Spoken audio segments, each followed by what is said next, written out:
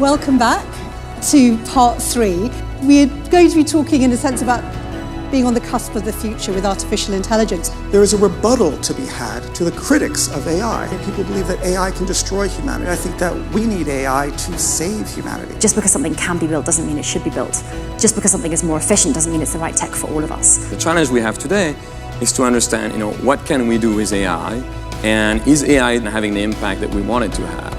How do we talk about AI in plain English, in a language that a regular person can comprehend? So the narrative goes, the bots are coming, our jobs are going, and we're all off to hell, and no one even knows if we've got a handcart. Right, second row. First. I'm interested in the panel's views on the role, if it exists, of intellectual property with respect to artificial intelligence, and your views on whether it is something which should be regulated or should be free-for-all like an internet. Thank you. Do we have any other comments at this stage? Oh yes, there's two right there in the middle. Hi, Lana Hempeke. Dr. Malmgren, you talked about the competition to artificial intelligence.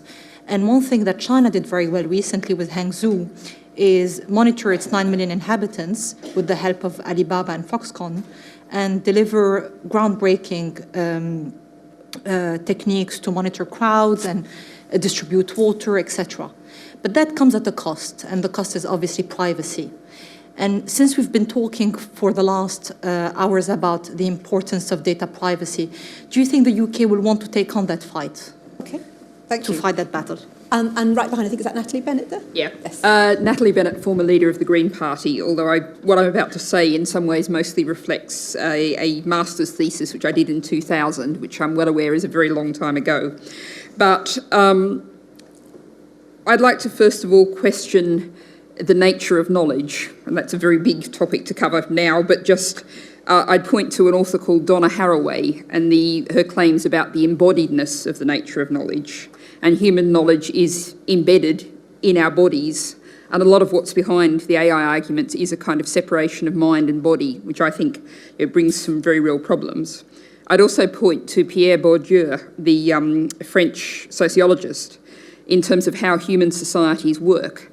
And a lot of the AI approaches assume that there are certain rules that you can study about how human society works.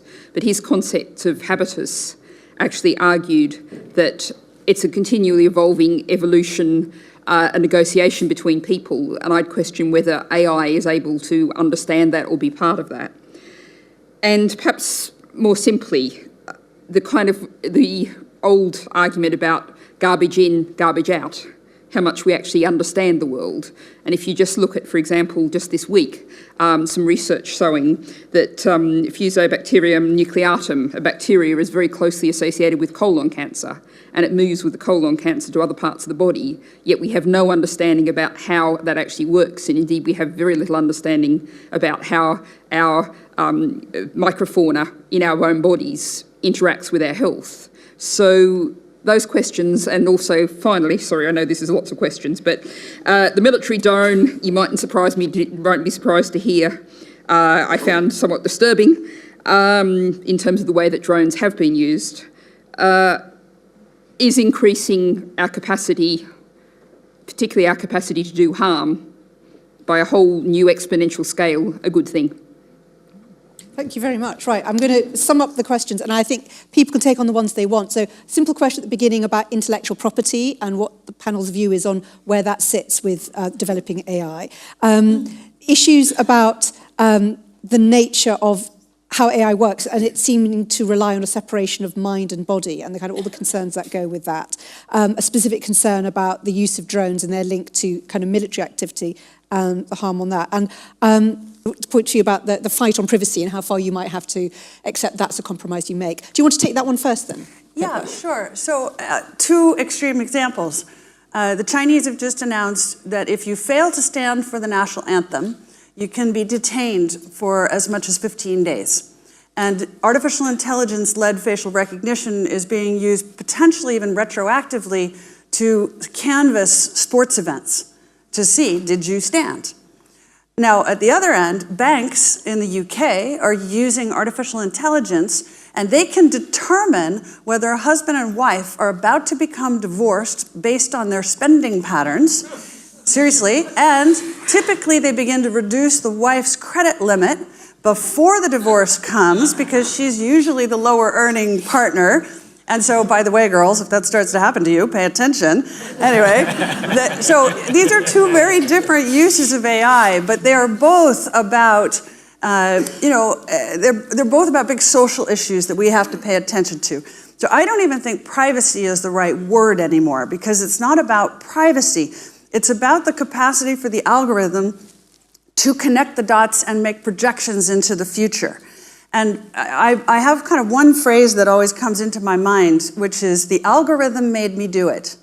Really, the algorithm does things now and makes assumptions about correlations. If people eat blueberry ice cream, they're more likely to vote, left or right. It's not that it's causal. It isn't. But the correlations are become ever more apparent as you have more data gathering and more AI.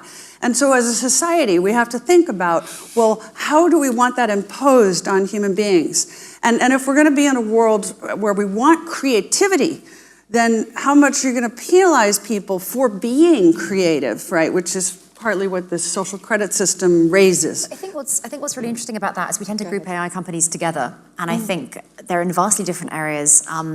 And to my point earlier about venture funding, a lot of venture funded companies need to make a buck pretty fast, and therefore they end up going out and charging for things that, maybe that's not the original intent of the creator, and AI always rests upon the intent of the creator. And I think it's, to Chris's point around this massive societal conversation, I think we keep waiting. I think all of us keep waiting for this to happen. And because nobody is particularly owning this, we keep launching things and building things. On the one hand, AI can redesign factories to reduce human suffering of those who work in factories. But it can also be used to do other things that a subjective viewpoint might think is ethically less good. I think all of these things rest on the viewpoint of the creator. And I think that's where it gets really complicated, is there are many shades of good and bad. And we've always previously relied upon governments to kind of set boundaries and guidelines. And I think the Wendy Hall review recently was a great first step, but there's always historically been a challenge around innovation moving faster than policymakers can keep up with. Thank you. Jerome next. And would you also like to answer that intellectual property question? Yeah, I'll answer this one. So I'll just piggyback on this. Absolutely. And the question on privacy is very interesting, because actually in certain scenarios, when you ask people whether they will be willing to give their data, they are very willing. So if you're a patient, for example, with a disease, they are absolutely willing to give you their data to try to find a cure, okay? And if you explain to people that you're going to use their patient data to come up with a new cure, they're always, even if they are not sick, willing to give you that data. So the problem of privacy is more about, can I control what's being done with that data? And you gave two terrible examples, I think, where you can do some really bad things, but you can also do some really good things. So the key is not about privacy, it's about, okay, can I control what's done with this?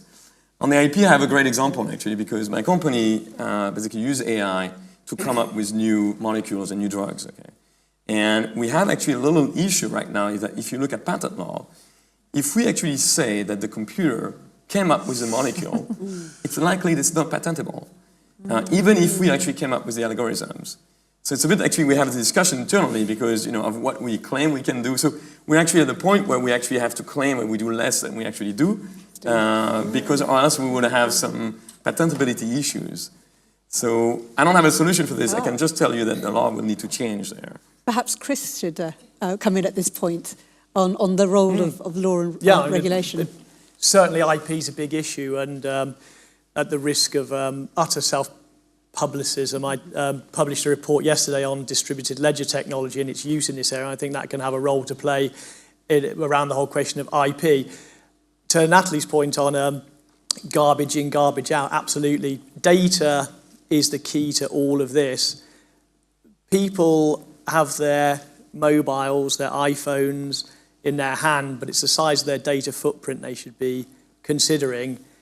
All data given away in Amazon, Alibaba, transactions, but when it's the stuff like health and stuff that can really make such a difference, it's obviously and understandably more tricky.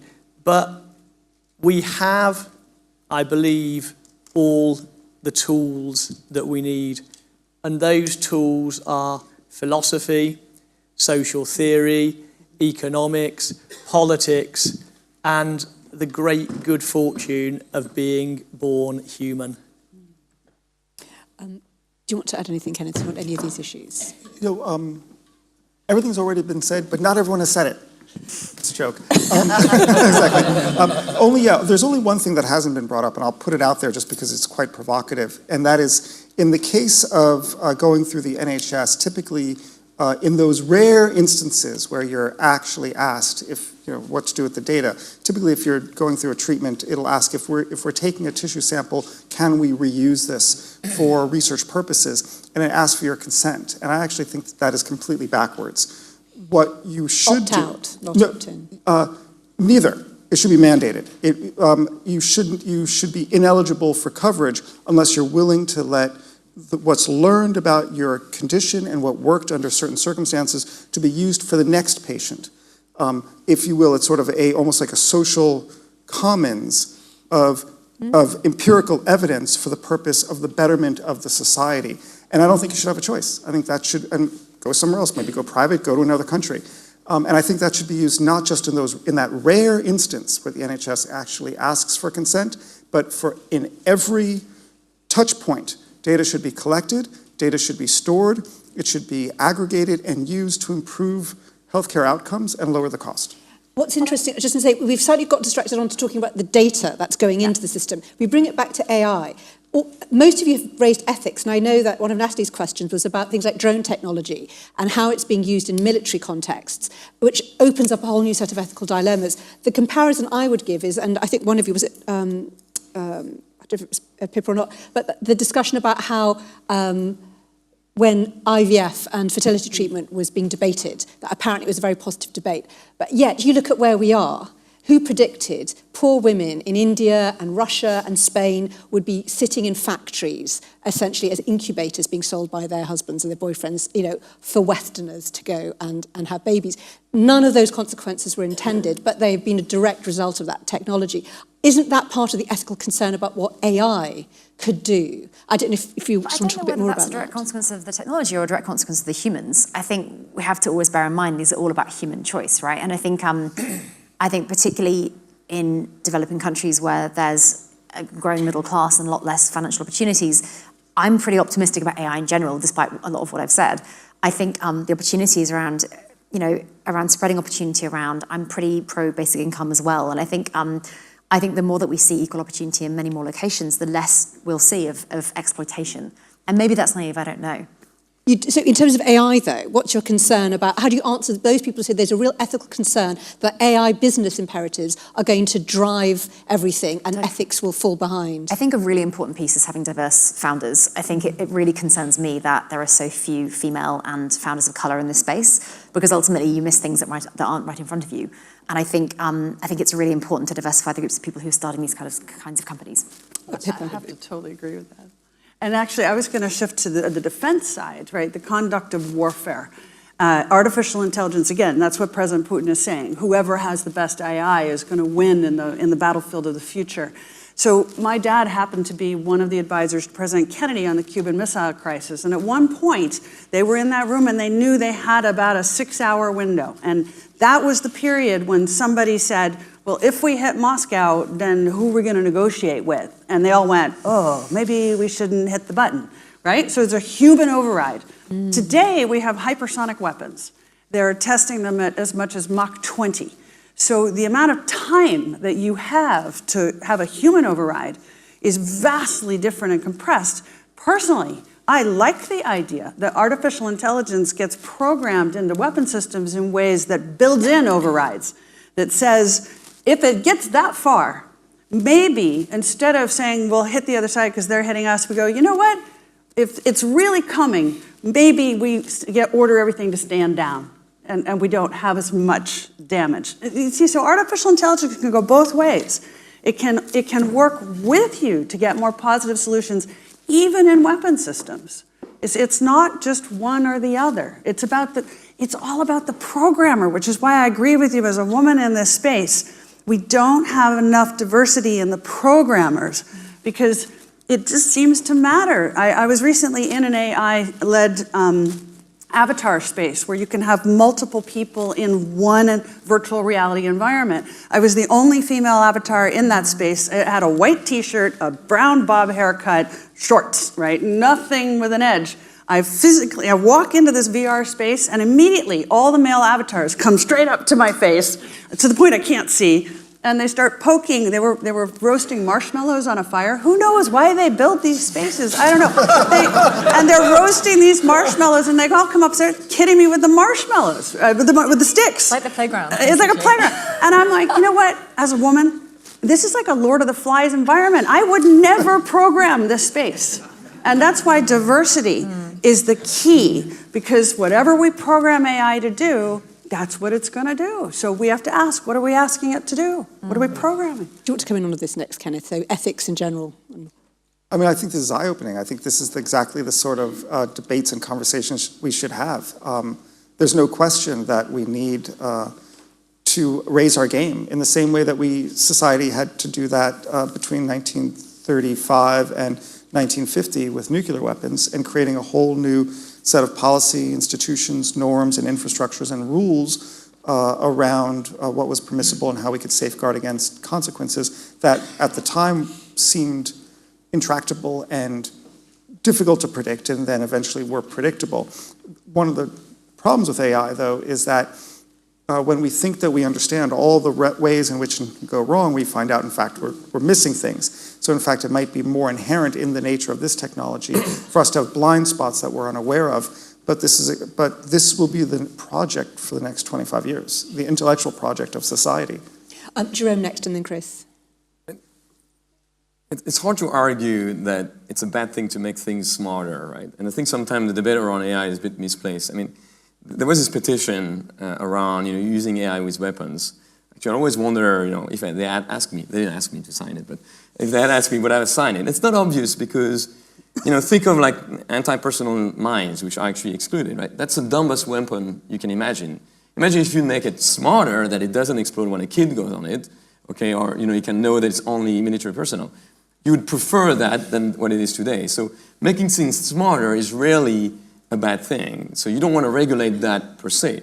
Obviously, the challenge is that the scope of the technology is super broad, right? So then you can have it do many, many things it couldn't do. So it's really more about regulating the objectives of the technology, like any other technology, and it's a very powerful technology, than regulating AI itself, I think making things smarter in general is a good thing, but obviously you may want to limit, what you want to do with it. Chris? Just on the diversity and inclusion point, I think as with everything, inclusion is the absolute parent of innovation in this space. And if you imagine if we'd had machine learning 20 years ago, never mind 100 years ago, it would be probably racist, homophobic, sexist, etc., etc. So all of this stuff, you have to have so much focus on the data, because your data is described as the oil, but that isn't even anywhere near enough of the reality of it. It's the totality of everything is built and comes from that. So again, to your point, Pippa, if we're going to have something which just is stuck at point in time, that's a step in the journey, but the thing has to be able to constantly learn and move on. And we probably need to appreciate that, as with all new technologies, the claim in the short term is always overhyped, but probably the claim in the long term is underplayed. So we're a bit in that space, I think, at the moment. And if we think about some of the commentary, I think we're still decades at least away from general purpose intelligence. So that's neither something to be happy or sad about. It's just to reflect upon and plan and think about. And we don't have to be worried about knowing everything. We don't have to think that this is a game of predictions. It's not a game of predictions. It's a game of choices. And for government and policymakers, being bold, being courageous, making choices, and really taking some big bets as well. There's no point trying to be marginal in this stuff. You've got to commit to it. Yeah, I completely agree with you that it's an environment where we need to be bold. I thought that the recent government budget of $100 million for AI was laughably insufficient for the scale of the problem.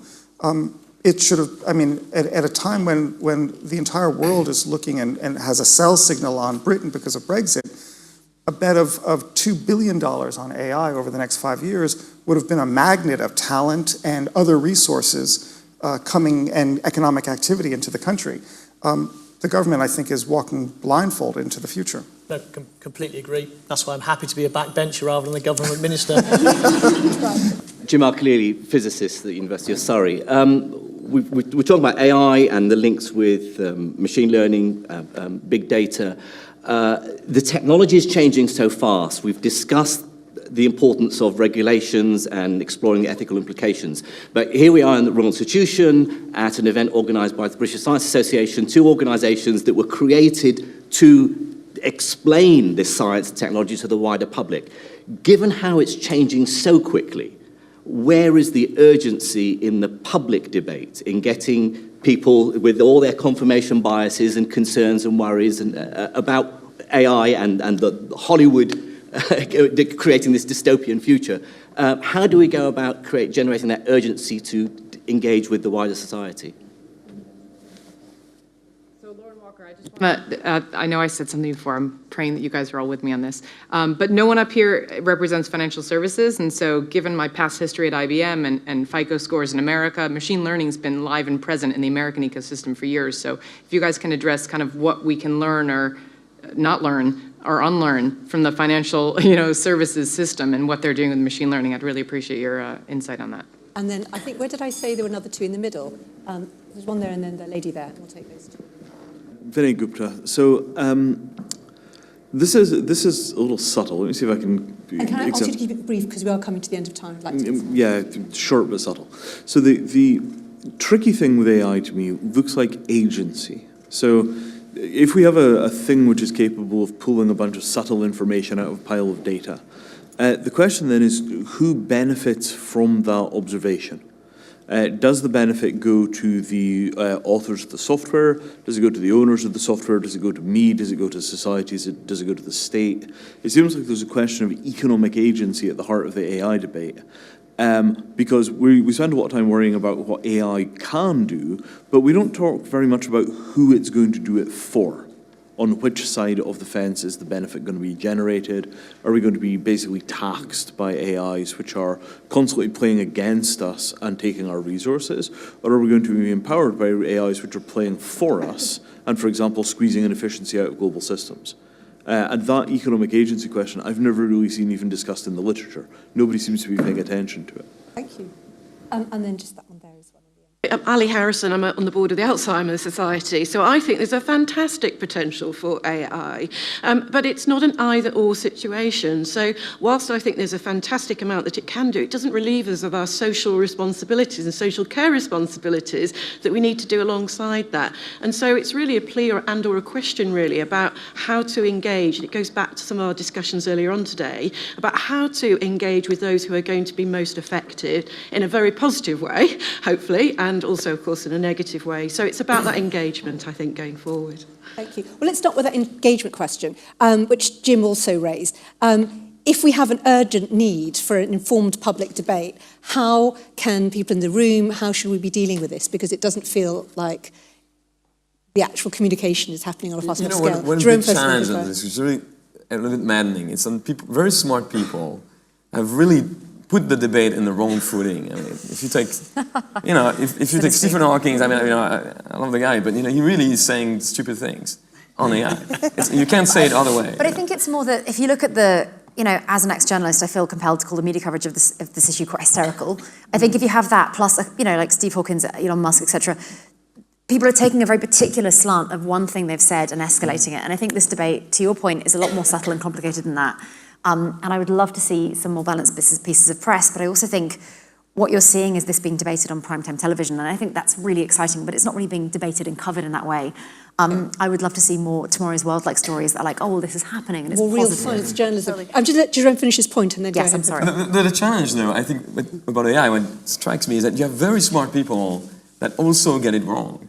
And I don't know how to solve that, because usually, you try to educate the broad public and you try to educate the media, but here it doesn't even just come from the media. It comes from, let's say, Elon Musk, who actually runs a company with people who know about AI there and knows that what he says is incorrect. I don't know how you solve that, but it's pretty striking to me. Briefly, Pippa. Sorry. Briefly, I think and the then reason I'll it's bring hard to Pippa. push back on that is to your point around the black box effect. There are certain pieces of tech where the creators can't explain how they work very well. And I think when most of us hear that, you get a bit nervous because when you can't hear how something works, I think, we understand things that are explainable, right, as humans. And I think part of that is there is so much that is exciting and unknown out there. And within that unknown, there are plenty of things that we don't know yet. And to your point, I think, I'm just thinking of it as a tool. So when you're talking about the economic benefit of AI, I'm seeing this as being something that gets plugged into private to public, that kind of interferes in many areas of, interferes is the wrong word, that has impact in many areas of our lives. And I think that's so exciting and so transformative that it's very hard to work out how you explain this and how you have that debate. Thank you, Pippa. So NASA has an actual job called Chief Storyteller. And I think this is what's required. We need more storytellers. I want that job. I want that job too. I agree. That's a cool job. And by the way, to your point about is AI going to take all our jobs away? One of the fastest growing new job areas is the storyteller for every company to explain what it is they're doing. And I really think that, look, at the public is soaking up physicists doing television programs, explaining the complexity of what we're learning about physics. They want the stories. So we need to bring AI into the storytelling realm. That's what I mean by let's connect the storytellers with the scientists. That's the collaboration. I agree completely with you. I think you need to show real story happening for the good of humanity. But the challenge is these stories are way more boring than all your imagination about what AI can do. They're also more sinister, and this is the tabloid journalist in me. I see those sex bots on the news, and it horrifies me. There is huge investment in that as an industry, and I think about the ethical implications and what that means for maybe a small subset of all men, but you add them up, it's a lot of men, and what that's going to do potentially to how people treat each other. We've seen it happen with porn and the way that online has changed a lot of people's behaviour. This is the kind of thing which panics people, and people don't want to talk about it because it's not that, sort of tasteful. But it's the reality of the business of AI, isn't it? By the way, they just introduced a condom this week that collects data on your performance as you are conducting the act and broadcasts it. I put it up on Twitter if you guys want to look at it. But anyway, sorry, and if anyone wants to take on the question? How can you tell that? We could just end the session at that. No, well, you might also want to take on the issue that was raised about lessons from the financial sector. If we're looking at when things went wrong, but answer on whatever you like. Talk about condoms if you prefer. In this one instance, I'm going to take the less risky option and go into FICO scores and financial services. So the interesting thing, FICO score refers to FICO, the Fair Isaac Corporation, which applied a statistical model to understand credit scores of people in the United States, rather than have the loan officer determine it. And of course, it was created in the 1950s. If you're a loan officer in the 1950s, you're white. If you're applying for a loan, particularly in the South, you're black. It was the creation of a statistical model rather than using the person trying to make a decision. The loan officer was greatly enfranchising for minorities getting loans, so that was a great win. But the key thing here, and here it's sort of critical to understand, is the statistical approach or the actuarial approach is a model that has full explainability. There's only about 12 different variables on that are actually related to financial probity, like do you have a loan? Have you paid it back? Have you ever been in arrears of the loan, et cetera? What is your income? It all relates to what it is actually trying to understand, and you have complete explainability in terms of why it made the decision that it did. So this is actually not AI. In fact, the statistical model is just an anathema to AI. The purpose of AI is to improve upon that model, but you don't have explainability. So there is the curse of AI. The difficulty is, which do we want as society? Do we want something that we know, because we can validate it, right? We can apply one rule set, the FICO score, plus the deep learning model, and then we'll find out, we'll make the loans based on both, and we'll be able to identify that actually in the variance between the two, that this model, the deep learning model, performed better, still with misclassifications, but performed better than the actuarial model. But we don't know why. And so the person who's denied a loan might seek redress. The person who got a loan and then is bankrupt because he couldn't repay it and has all these financial crises might also seek redress. You shouldn't have given me that loan. You should have been identified the fact that I wasn't eligible for it and I wouldn't be able to pay back. It was ridiculous. So that's the tricky thing for society, and I am very futuristic, and I respect the fact that it's an unorthodox view, that just as with privacy, I think we should actually become militant in response to the naysayers to say, hey, we should actually collect the data and use it to improve mankind. I think in the case of transparency, I think we have to understand we should tolerate some obscurity in return for the benefit in terms of performance. Chris, your thoughts on this? And I wonder if I could also just throw in, I've heard about medical, I've heard about drones, I've heard about transport, driverless cars, and potentially about the state using some form of policing through AI. Are there any other areas which we should be thinking about when we're discussing AI? For sure. I mean, Samira, you described seeing these sex bots on the news. It's an extraordinary way to describe Jon Snow and Krishna Murphy, but we'll move along from that.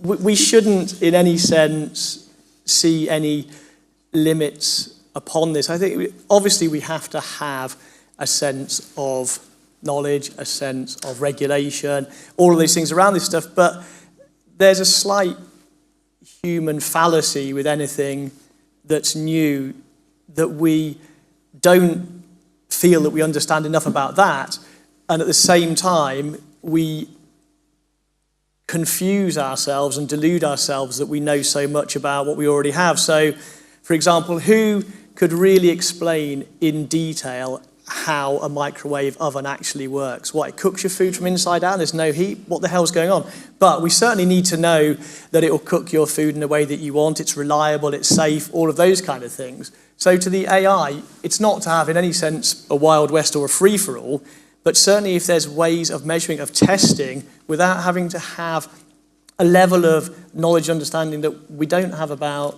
a whole heap of stuff. So in terms of 50% of crimes currently in the UK being cybercrime, well, we should certainly have a think about this. Potentially, AI could become not only our best detective, it could become our best crime prevention officer. I'm not saying that it necessarily will, but it could. So really the claim needs to be, it's really worth thinking about this and really worth getting some experiments, some proofs of concept, some stuff happening, crucially with that connection of state, private enterprise and individual. So everybody has a stake in this, everybody feels part of it, and we should feel confident because we can lead on this. We have such potential as human beings. It's not going to wipe us out, it's not going to kill us, it's in our hands. Carpe DLT, carpe diem, but also don't have unnecessary fear. You see that all through history, the fear coming in. But it's just to cow us, it's to keep us in our place. It's to keep people down. Let's be up. Let's believe any of us can do whatever we seek in whatever we're in. And everything within 4IR truly offers that potential without in any sense over or understating. Not overstating, but not pulling any punches.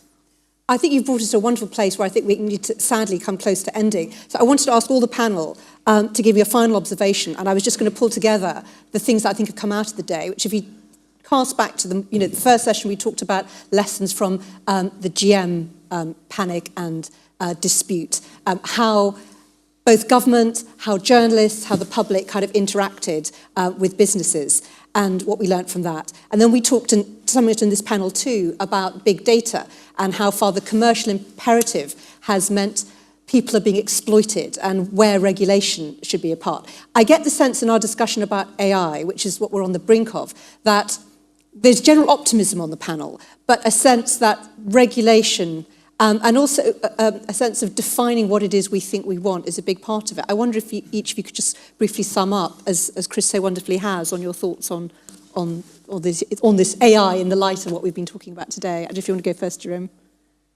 I mean, I think the more informed people, I think the people here in this panel and many people here need to take control of the narrative. I think that's an important one, right? I mean, go away from the fear-mongering, from the kind of these extraordinary scenarios, that Hollywood loves, and, talk about the real problems about, what's the impact today, how should we regulate it, because I think there will be some amount of regulation.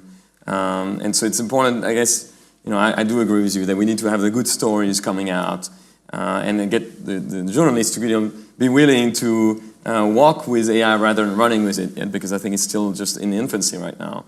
talk about that. So I think it's a matter for everybody here to just keep, reinforcing that. And actually, it really addressed the key issue. I think for diversity is a key issue. I think bias is a key issue. I think ownership, for example, you mentioned a question about of the data, who gets the benefit from the data they give. There are some really, really tricky issues there. They're a little subtle. They're not as sexy as, data collecting condoms and sex both, but I think they are much more meaningful, actually. Pippa next, and then Kenneth, and then last word to you, Sarah. Well, here's a practical thing. Everybody worries about drones flying in the oncoming airplane lanes. So you just put a height limiter in so it won't fly above the 400-foot limit. It's a bit of code. It's artificial intelligence led. You can have it broadcast to the police if it goes above that limit, and they come and they figure out where the person is and arrest them because AI lets you do this. So I say harness the AI so that we can get all these incredible benefits that it will bring in so many ways I can't even list. And the negative side, that is our responsibility. That is our job to make sure that the negative possibilities are limited. Thank you, Kenneth. Yeah, listening to both Jerome and Pippa and what they're saying, it strikes me that I think most people don't really understand that things are going to change and what change actually means. Just for what she's referring to in terms of being able to use AI to prevent the pathology of the drone destroying aircraft makes intuitive sense. And once you hear it, you're like, yeah, of course you do that. One of the debates in AI in terms of self-driving cars is, well, what happens to what's the 12-year-old kid effect, right? He sees a self-driving car there, he knows the car is going to stop, moral hazard, he could just walk out onto the street and the car will jerk and stop for the passenger, and so the kid will walk through. But of course, if you really think about it, every car becomes a cop, right? Because it's going to have to know what's going on in the vicinity, and it will be able to identify the kid was being a jerk, and he'll be in trouble. So the point is not about the car. The point is about the second-order effects that nobody ever thinks about when we talk about it. We're always focused on the first-order effects. Things will change. And I think it's our responsibility as those of us who are thinking about AI a little bit earlier than the rest of society to be mindful of the negatives, but also build a case for the positives, because this is coming.